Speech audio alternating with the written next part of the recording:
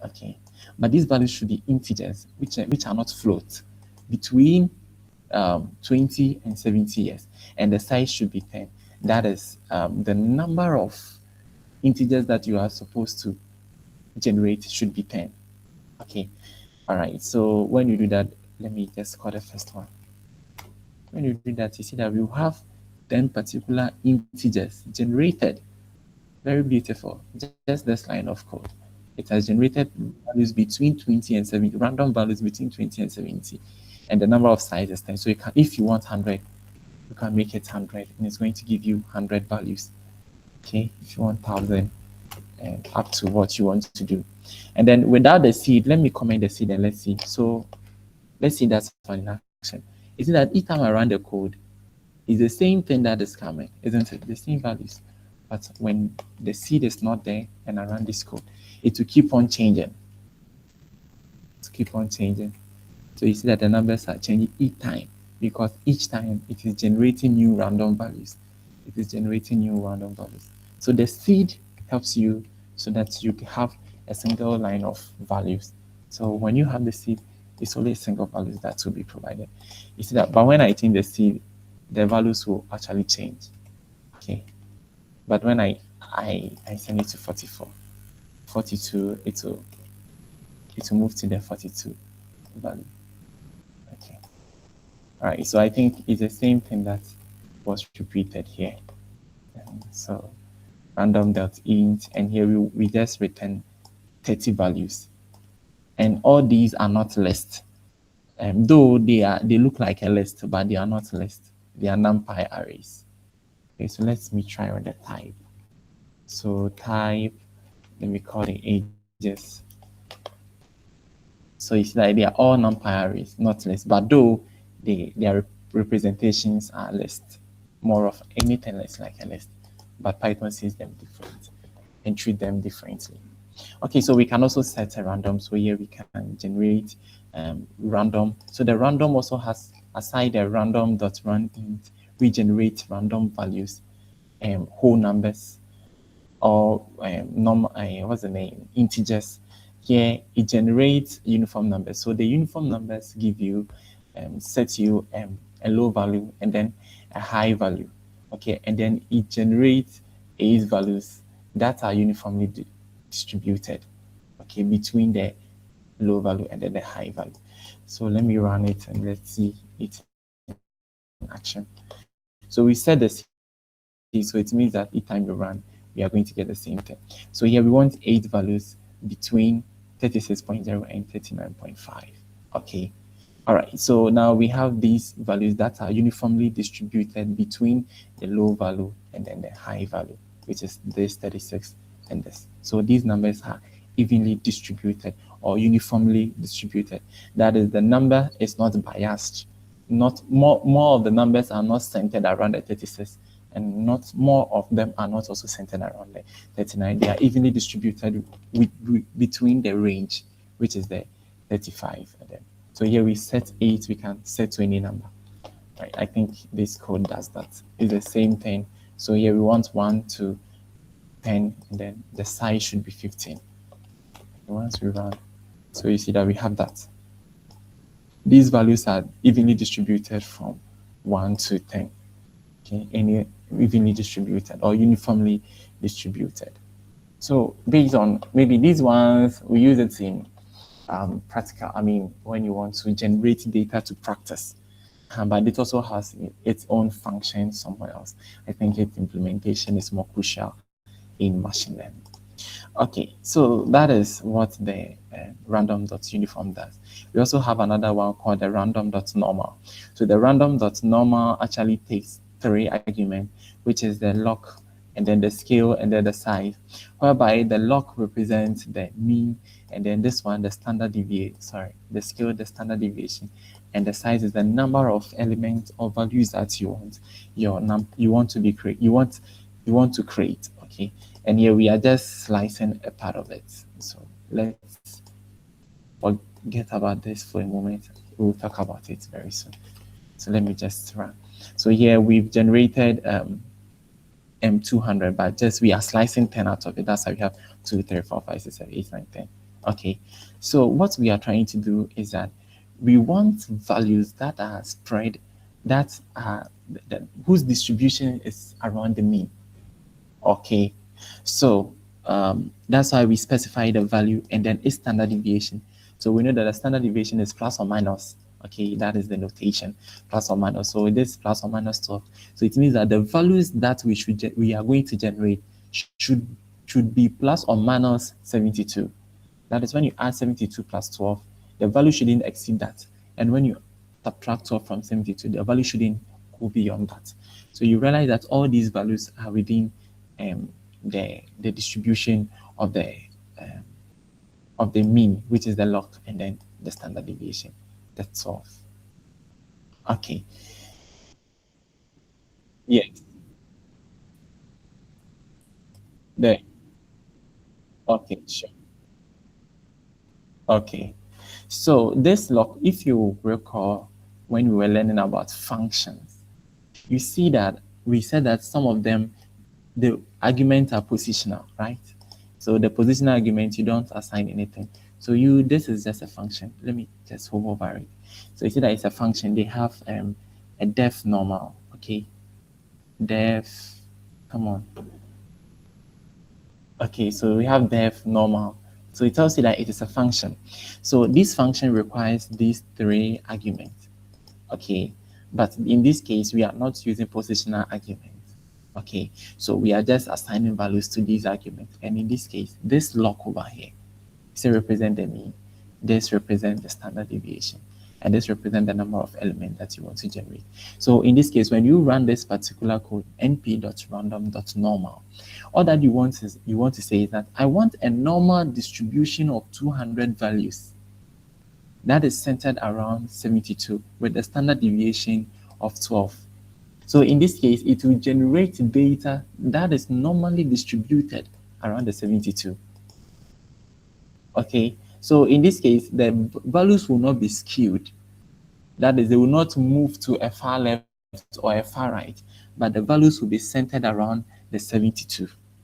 Please, do you get it?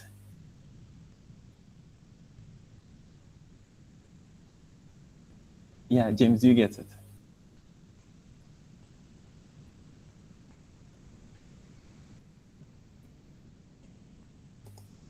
Oh, okay. Oh, but I think, please, is there anyone who also does not get it? So, kind of. It's just simple. So you have like, let's say, a standard deviation, so 34, and maybe, sorry, a mean 34 and a standard deviation of 2. So with this, there could be the possible values that you can have. The possible values that you can have could be 33 point something, anything within the range of 32, 34 plus or minus 2. So it's going to be like 32 to 34 to 36. So basically, this is how it looks like when you have a mean of this and then you have a standard deviation of this. So the values are to be within this particular threshold from 32 way to 36. And then this is the mean. And so we want the data to be centered around the mean and shouldn't go up beyond. So when you use the random np.random.normal and you specify your mean, which in this case is the 34, and then the standard deviation, which in this case is the 2, and then the number of values that you want to generate, it will generate values within this particular range, not outside the range. Okay, and these values will have a normal distribution around the mean. So that Gaussian distribution. All right. So I hope you get it now. Okay, sure.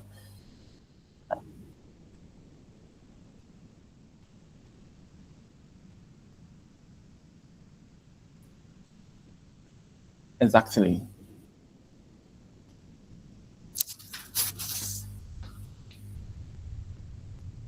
Yeah. So basically, that is how it is. All right. So you can create any number of them that you want.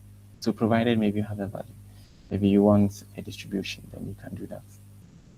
So maybe let me try, I don't know, let me see what I can do that and then check for the visualization. So I have glucose sense. So let's say import, um, so import matplotlib dot py plot as plt. Okay, then I'm going to say fig comma x equals to plt dot subplot. Okay, subplot. Then I'm going to say is subplot. Okay, then I'm going to say the figure size should be, let's say, um, 8 and 4. Okay, so it's cost to 8,4. All right, then I'm going to say plt.haste. Okay, all right, so dot haste. Then I'm going to pass on my glucose simulated glucose values. Okay, let me just say plt.layout. So that tight layout. Then I'm saying so that this I'm even not giving any title or anything. So let me just go plt.show. Let's see how it's going to behave. Okay, so do you see it? The values that were generated over here. Okay, so they are kind of normally distributed around the mean. So the mean value is 140. 140 is around the side. Okay, so you see that all the data that has been generated is more centered around the mean, which is the 140. Because basically, when you draw the mean, when you use the ax, so let me just try to use the ax. So ax dot ax h line. So this one I have to use a v line, and then I have to say the value is what 140. Let me see how it's going to behave. Oh, so I have to just provide a color so that we see. So color equals to coral. Okay, should be working. Good. So you see that this is the mean, all right. And looking at the mean, the data roughly, the data on the left-hand side is the same as the data on the right-hand side, isn't it? Yes, so that is it. So maybe I can also add plt that title. Okay, so title distribution, normal distribution of glucose. All right, so then with this, I'm just going to say plt dot type layout. Okay, so type layout so that the normal distribution will show.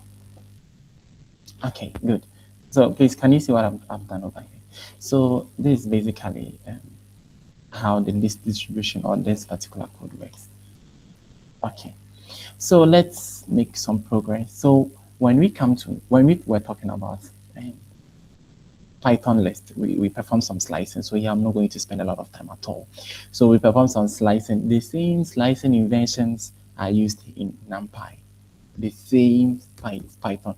So at index 0, we'll retrieve this. Index -1, last value. 2 will be 0, 1, 2. Let's run the first one to see our outcome. All right. Good. So index 1, 0 will give you 148. -1, the same. 180, 0, 1, 2 for index 2. Simple. Let me just comment. Oh, come on. All right, so let me just do same for here so that we can. Okay, so once you have this, we know that this one gives you a range, isn't it? So it's from 0 to 3, but the last value is not included. So it's going to be 0, 1, 2. So here is going to give you 148. That is if you want to slice a particular length or range. So you can use this. Okay. And if you say -3, so it means that starts from -3, and here if you don't provide anything to the last value. All right, here we know that we have start, stop, and step. So here the start and the stop are 0. So it means that start from the first one, end at the last one with an incremental step of what? 2. And then here, see that start step, they are not provided. So start from the first one, end at the last one, the very last one, -1. So -1 will start counting from here. So it means that um, the the indexing, which is the -1 indexing, will start counting backward.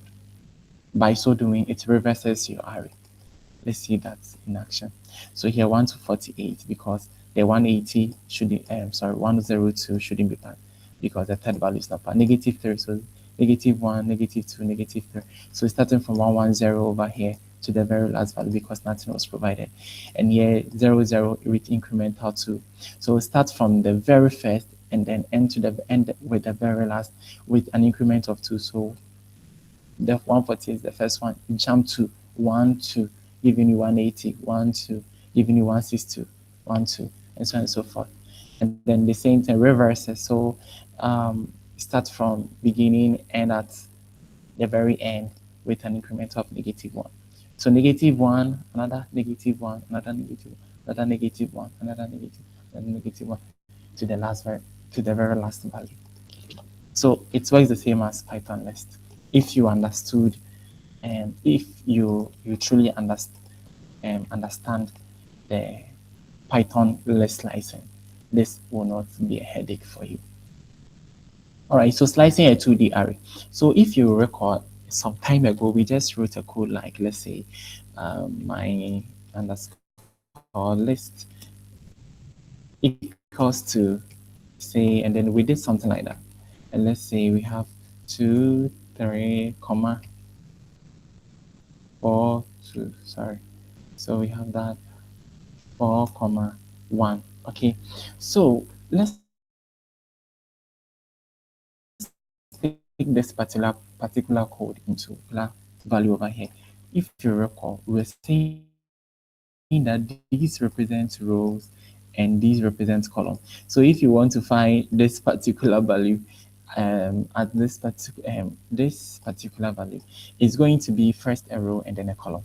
So let's see that in action. So first, you're going to say my list, and then you say what do you want. So we want this particular row because that is the first index. So we have 2 rows and then we have 2 columns. Okay, so this particular row, which is row of index 1, which is this particular list. And in this list, what value I want to find? I want to find the first value. And then with this something like this, the first value is also 0. So this should give me 2. Okay, and that is the 2 that we have over there. So when you come to Numpy array, instead of splitting this particular 2, Numpy array adopts what we call a combination of the list. Okay, so you, instead of saying 0 square bracket 0 square bracket 0, you can just put them into one square bracket and separate them with a comma. So in this case, let's see that in action. We have a list of Numpy array. This Numpy array is the similar like the list of lists. It's just a Numpy array. So it takes only single values and has a very high computational power. So if we want to get this, provided this is a normal list, if you want to get this, it's going to be patient table, first index. So maybe we want 51. So 51 is at index position 1. So the here will be 1, and then 51 is 0. So here will be 1 and here will be 0. You get it? That's what we will do. But in Numpy, instead of having 2 square brackets, you just use 1. So in this case, we want patients once the glucose level of the first patient. Okay, so the glucose level, as we have this legend over here, the glucose level is the second value, which is at index 0, 1. So here we are going to extract the glucose level of patient 1. So this is patient 0, patient 1. His index glucose level is also index position 1. So it means that if you want to extract that value, we say patient table, which is this particular Numpy array, index position 1, index position 1. which is supposed to give you 148. Let's run it and see. So 148, okay, it extract that. Similar thing, just that we've put them together and separated them with commas. All right, so basically that's what it does. Let's look at for this. So we want row 3 and column 2. So row 3, 1, 2, 3. This is row 3, and the value at column 2, 0, 1, 2. This is the 135 that we want. Okay, so if that is the case, we provide the row. What is the row of the value 3, and what is its column 2? Let's see. And the same thing applies to the row 0. So you see that we have the 128. Okay, because row 3 is 0, 1, 2, 3, and then the column 2 is 0, 1, 2. So it is this value that we are accessing. So it's the same as this, just that here we are just using a comma, and it implement the same row and column, because this is a two-dimensional array, and I've told you that the two-dimensional array can be considered as rows, and columns. You get it? All right. So that is that. So we can just practice some slicings over here. So let's see how that one also works. So when you have this same particular data, normally I like to copy it here. Okay. So that's for visualization's sake. So we have this same patient data. Here we can index position 2. Okay, patient table 2. What do we do? So we are going to say 0, 1, 2. So it's going to collect all these, because in this case, there was no column value provided. And we can also say position 2, and then we bring the colon. The colon has this particular notation. Here is a start. So let me just add it to it. So when you have a colon, the thing on the left hand side is the starting value. Then here we have the end. Okay, so if none of them is provided, that's as we saw in the slicing. It means that start from the very beginning to the very last. So this code and this code is probably almost the same. Okay, but however, what this one is doing is that extract only the value in row 2. Okay, sorry, so this is the row 2.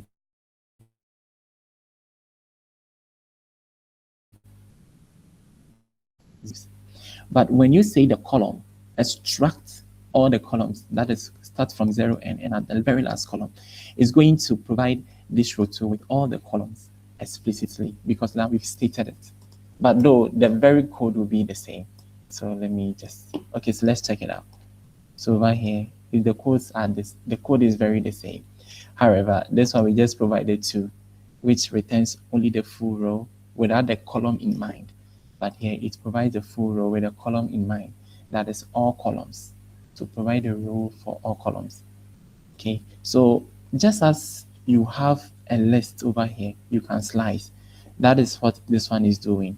Okay, so let's see another example over here. So here we did for the rows and then the column. So here we say that select all the rows from the very start of the row to the end of the rows. Extract the value at column 1. So it's only the value at 0 column. All these values, okay, all these values here will be selected. That's why you are seeing the 34, 51, 28, 62, 65. And the code says that I've told you earlier that these parts represents when you have a square bracket like this in terms of this particular notation. The left-hand side represents rows, and then here represents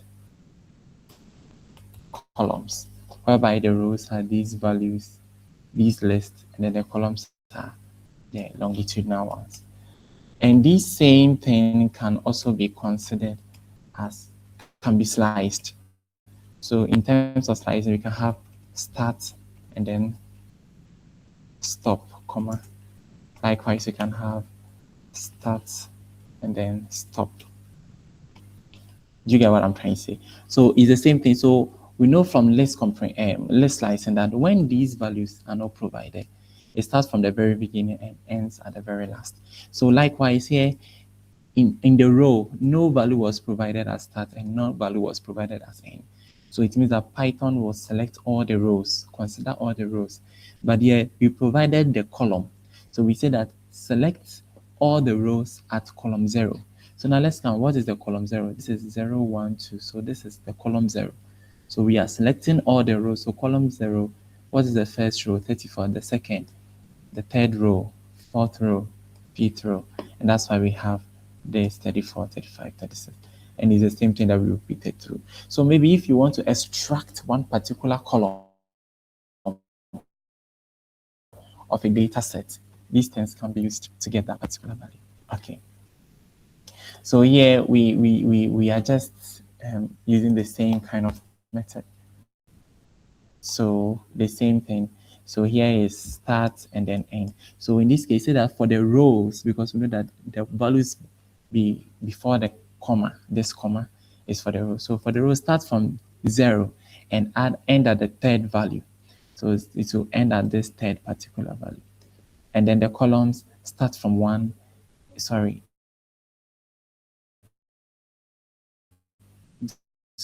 So the third is the last, so start from here and end at the third value. So 0, 1, 2. So there is no third value because the third value is there 2. So it will start from here and then what? Also end here.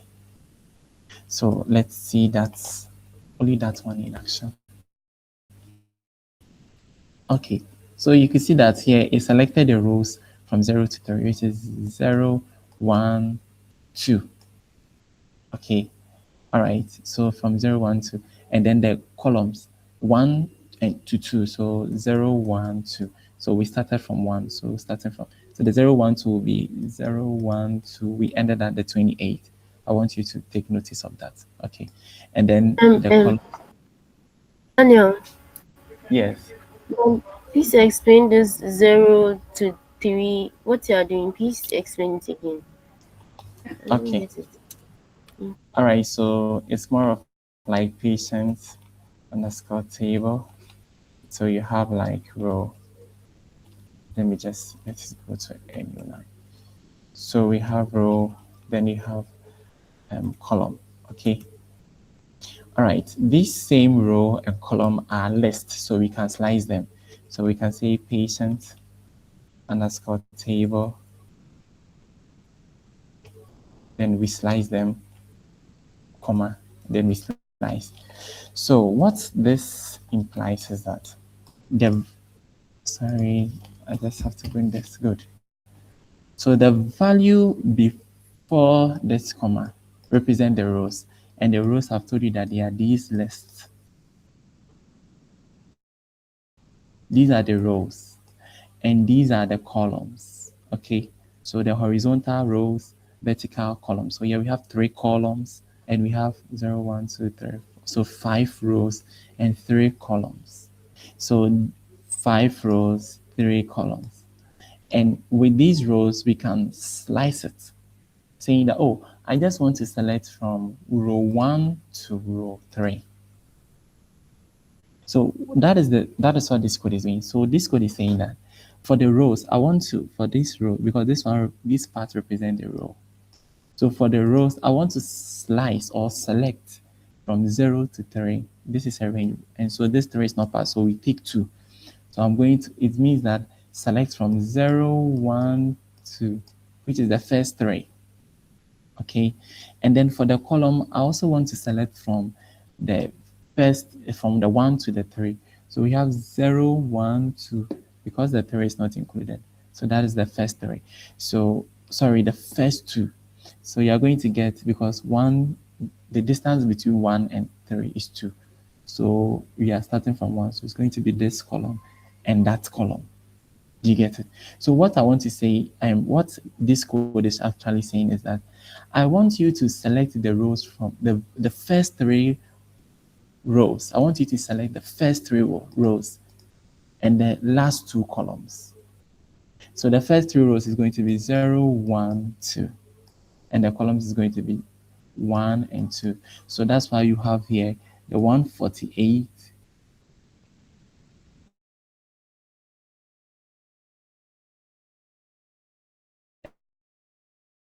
and then the one, because it is selecting only this particular portion of the data here using this particular indexing.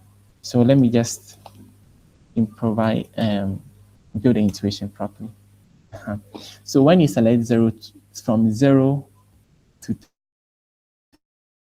3, it select the rows and all the rows with that and all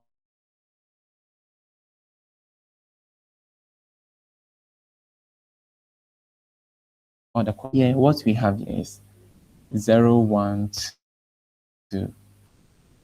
Okay. So 0, 1, 2. So the first three. Okay. So here we have 8 rows. So this particular patient 1 row and then patient 2 row. That is what this particular code slice. Okay. All right. And then when we add this one, so let me just delete the row part so that we have only the columns. So with the columns, I'll just bring this. Oh, wait, the gym. Just put something here. Good. So when we select this particular, say that select all the rows, okay, and then the column 1 to 3, which it's whereby so it omits this particular first row, and then it starts with the column 1, which is 148 from this. Okay. All right. So when you put the two together, it means that select the first 3 rows, excluding the first one. And then with these 3 rows, select the columns at position. Select the column starting from 1 and then ending at 3. Please, do you get it now? I still don't get how you got the 148, 142 after the slicing. How you got the 148 and 142? 148, 142. Okay, so I'm coming. Let me just write an example outside the box. The same thing.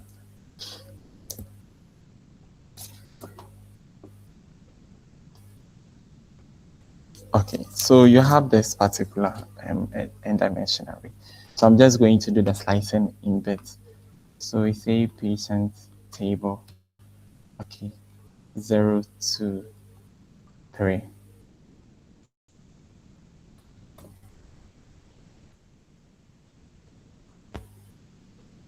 So 0 to 3 gives you what?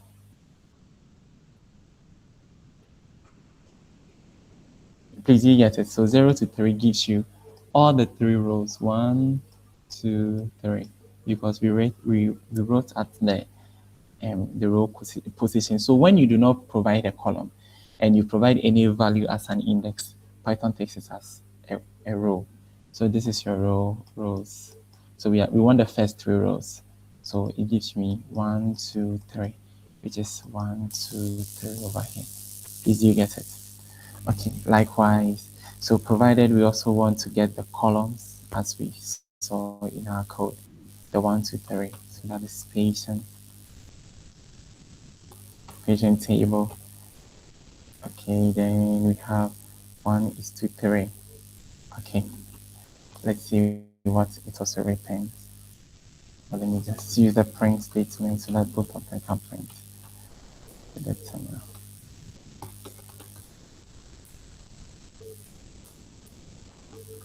Okay.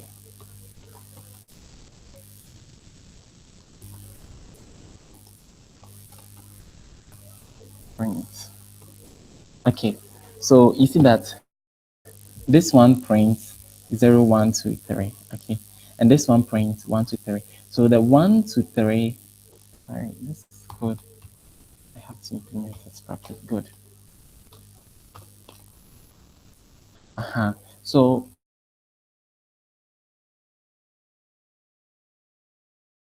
in this case, starting from index position 1 to 3, which is showing that the columns are 0, 1, 2. Okay, so the 1 to 3 means I want to select the 2 between the 0 and then the 3. So here 0 is not included. So we start with the 1, which is this column and that column. Okay, so now we have these two values. So when you put these two code together as to, let me just copy it and paste. When you put these two together, you are saying that select the rows from the first, from 0, sorry, select the first 3 rows. Okay, and then the columns, select starting from column 1 and ending at column 2. So column 1 and then column 2. So it's going to select 3 rows and it will omit these first values and then select these 1, 2, 3, 1, 2, 3 because they fall within that particular range. Let's see that in action. So once you do that, you see that you have 98 and 120. Let me just use a print statement in between just to create some space. Okay, so you see that first, we see that select the 3 rows and then select this particular length, which is the third, all the columns, all the rows, but the column from the first and then the second column. So you are kind of finding the intersection between the two. So you see that here you have 98 and 98, then 120, 120, 148, 148, 148, and then 142, the same 142, and then 180, 180. So in a nutshell, what that you are trying to tell Python is that when you write this code, is that select the first three columns and the last two, sorry, the first 3 rows and then the last 2 rows. So select the first 3 rows, all the values there, and the last 2 rows of all the values within the first 3 rows. Okay, so that is what will give you this particular 3 values, which is the 98, this, this, and this, and that, because they are the values within the first 3 columns and then the last 2 rows, this and that. Great, I hope you understand it now. It's okay.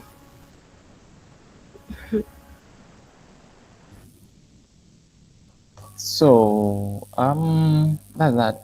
So when we're doing loops, list, we can write a code like, let's say, I think I have created a list, let's say list underscore 2. Okay, I have a list there. So if you want to add the values within this list, we say that maybe you can do a less comprehension on accumulators. Let's say an accumulator ACC equals to 0, then it would be like, so for a, let me use I, for I in index, I'm just using I for preference, it doesn't mean anything. For I in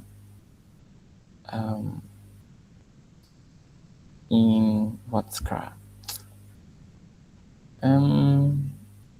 For I in list 2, okay, you say that I plus or equals to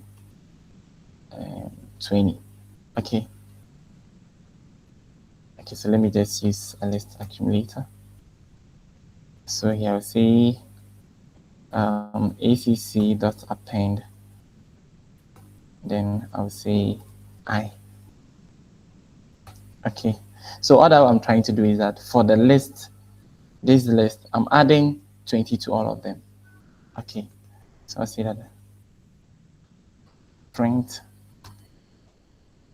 accumulator, which is the list that we created. Good, so let me just print the list too.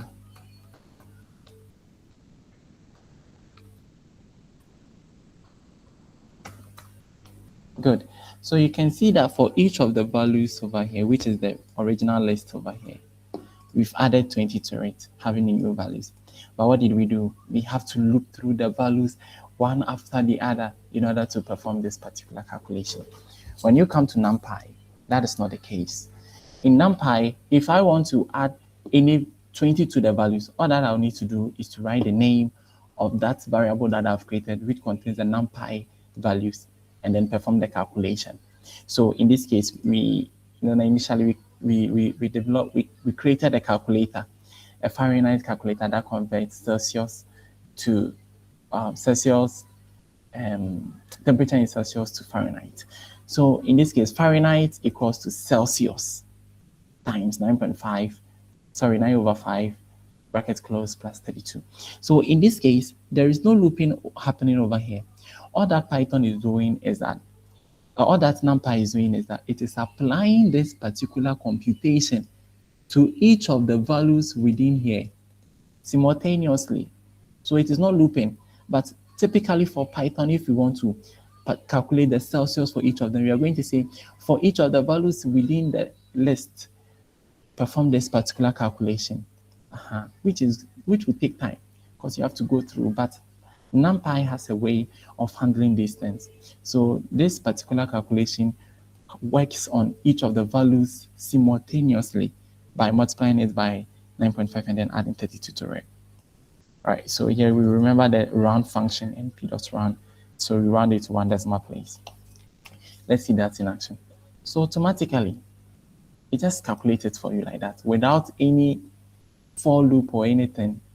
Okay, all right, let me just try and create one. So np, so val equals to np.random. Let me just say, so random.seed, let's say 42, say np.random.rand integer. Then you say I want to bring this from 1 to 10, and I want 5 values. I think this should work. Oh, good. So let me assign it to this one, call it val. And once I've created this val, I want to add 10 to all these values. Okay, so I'll say print so f, so original values. Okay, then I'll say var. Okay, then update val underscore updated will be equals to val, let's say times 10. I'm just multiplying all of them by 10.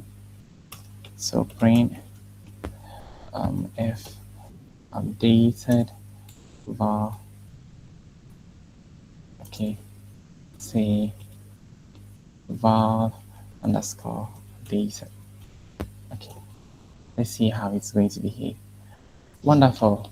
So without a for loop, I've just multiplied each of the values within my values by 10, simply, without any complex for loop and any other thing. Okay, good. So I think here should be np. That's random. That's fine.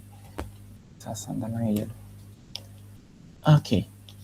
So reproducibility, the same values because we've set the seed, or without the seed to keep on changing. So yeah, but any value that you get, it will multiply it by the 10. So I mean, you can just play around it.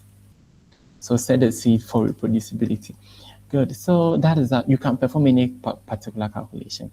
So prices, we want the new prices. The new prices is 1.10. So we are multiplying. So maybe fuel, you work for a fuel station, you are a manager at let's say Shell. Okay, and then the fuel prices has to increase. Okay, it has increased because the stocks, people are buying stocks and other things. So you want to multiply the price of each fuel by 1.10 and round it to 2 decimal places. Simple. It will do it without any for loop. So you can just perform it like a normal calculation. Okay. All right. So array to array. So our time is almost up, and I'll wrap up very soon. Okay. So we will end at the statistical description, and then we will continue with the handling of missing values and how to visualize it in NumPy. Okay, so we've gotten here. So here Initially we are adding a scalar value. A scalar value means a single value to an NumPy array. However, you can add two NumPy array. So this can be two columns within a particular data set. So let's say you have an Excel column, one row is one value, and then you have another row for which is another value. And maybe you want to perform some calculation. Okay, so you want to add the two values in the rows. So in the two values in the column. So column 1 plus column 2. In this case, if you want to use a list, you have to write two for loops. Okay, so you have to write a nested for loop, which will take each of these value and add it to this, and take this value and add it to this, and take this value and add it to this. You get what I'm trying to say? But for the NumPy array, pre-scores, post-scores, if you want to find the total, or you want to find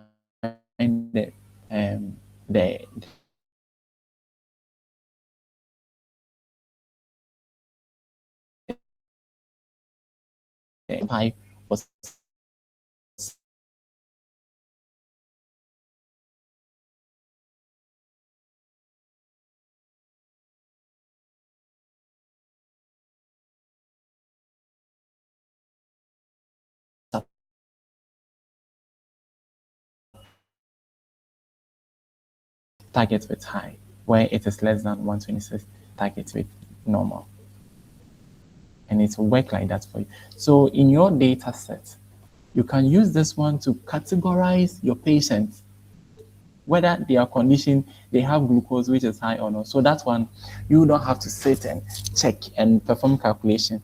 With NumPy, you can just run this particular code. Maybe if this particular code is what meets the condition for a person to be tagged as high glucose level, you can filter. Or else, you can just use this where glucose is greater than 126. Say high, and then you create a new column for it. So you see that on that column, you find high, low, high, low, high, whereby you did not check it yourself, but you use a Python code to actually filter it out. Please, do you get it? All right, so we've come to the end of today's session. If you have any question, you can ask.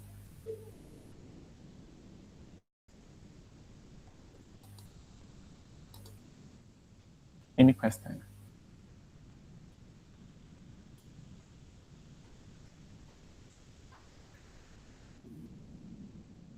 Yes. You said what? It's compact, eh? Ah, sorry about that.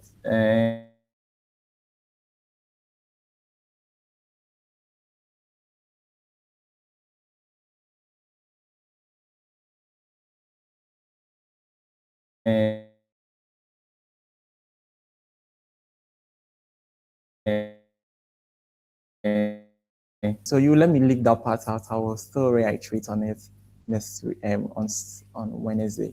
But what I'm trying to also say is that, and please Wednesday to make my travel. So whatever will be the case, I'll let you know. But we'll be meeting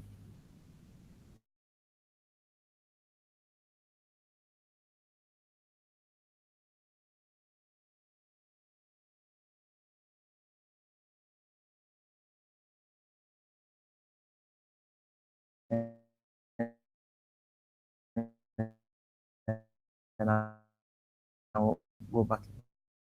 So it's do well to take it in bits. Please, any other suggestion also?